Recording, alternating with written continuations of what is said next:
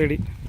आपण पाहिल्याप्रमाणे जे बघतोय आता व्हिडिओ, जे काही साधारण सत्य परिस्थिती बघतोय यांच्या डोळ्यांनी, की आपल्याकडं यांच्याकडं उत्पन्नाचं साधनच काही पर्याय नाही. जवळपास बघताय तुम्ही याच्या शेजारी धरण आणि धरणाच्या बाजूने सगळं जंगल, म्हणजे ना इथं कुठली कंपनी ना कुठल्या यांना कामाला रोजगार उपलब्ध होईल अशी कुठली योजना नाही, तर नाही चेकी नाही, लाईट काही. म्हणजे अक्षरशः यांच्या घरात लाईट सुद्धा नाही आहे. आणि तुम्ही हे बघताय सगळं आजूबाजूला जे जंगल आहे, तर याच्यातून यांना काही हिंसक प्राण्यांचा त्रास पण आहे. म्हणजे अशा परिस्थितीत यांचे दिवस काढतात हे. तर त्यांना आता आपण एक छोटंसं किट म्हणून आपण जे वाटतो संस्थेतर्फे, जे काही दानशूर व्यक्ती आहेत आपल्या संस्थेच्या त्यांच्यातर्फे येतात, तर त्यांना आपण असं एक किट देतो. त्याच्यामध्ये त्यांना हे तांदूळ उदाहरणार्थ समजा, आता हे साखर, जे दैनंदिन जीवनाला जे लागतं गरजेचं, ते त्या गोष्टीला आम्ही प्राधान्य देतो. हे चहा पावडर, तुम्ही शेंगदाणे,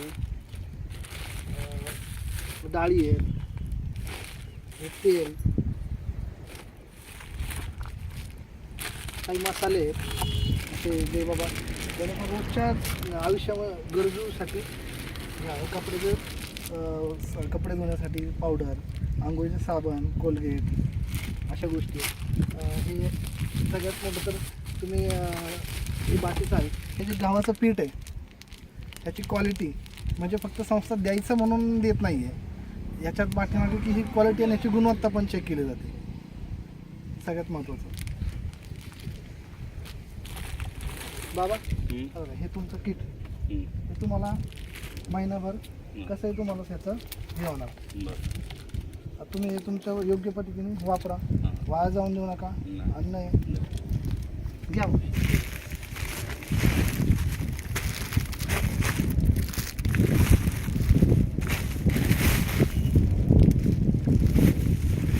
ते त्याला ते वरती ठेवा.